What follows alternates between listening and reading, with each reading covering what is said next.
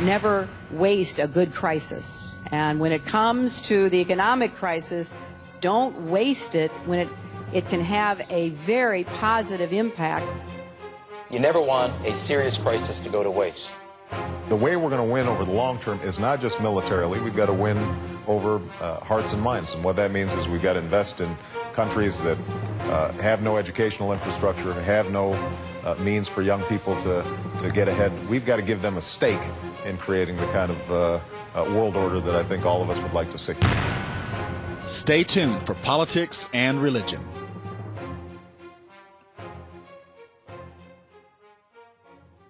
Well, just when it's time for the world community to up the pressure on Iran, guess what happens?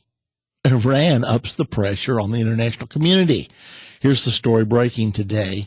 The Iranian government began enriching uranium to a higher level Tuesday over the vociferous objections of the U.S. and its allies, who fear the process could eventually be used to give the Islamic Republic nuclear weapons. State television announced that the process began in the presence of inspectors from the UN nuclear watchdog agency. Uranium has to be enriched to fuel nuclear power plants, and Iran needs the 20% enriched level for a research reactor producing medical isotopes.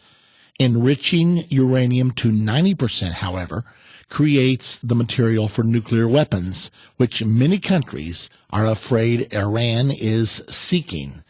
Iran denies the charge. Now, this has provoked another response from Israeli Prime Minister Benjamin Netanyahu. In the wake of an Iranian announcement that it began enriching uranium to a higher level over the vociferous objections of the U.S. and its allies, Prime Minister Benjamin Netanyahu on Tuesday urged the European Union ambassadors to help promote immediate, crippling sanctions against Tehran.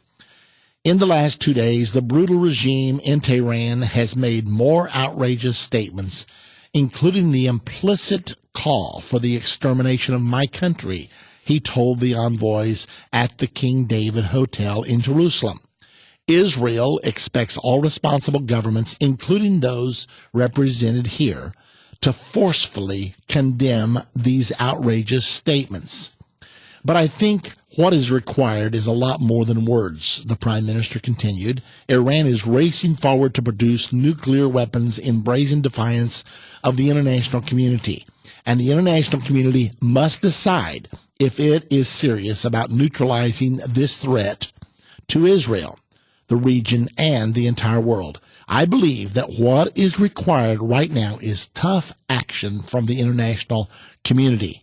This means not moderate sanctions or watered-down sanctions. This means crippling sanctions, and these actions must be applied right now, Netanyahu stressed.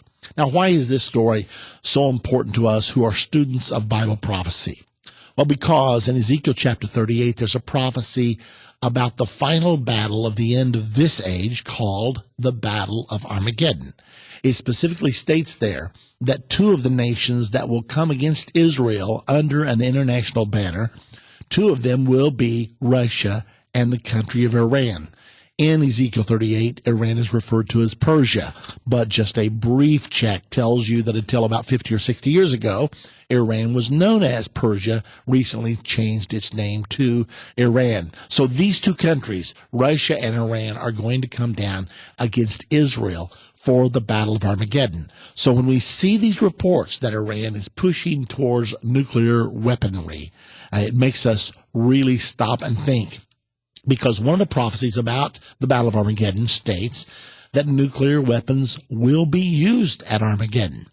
It's found in Zechariah chapter number 14, verse number 9 through verse number 12. It says there, "This is the plague wherewith I will smite all of those that come against Jerusalem to battle.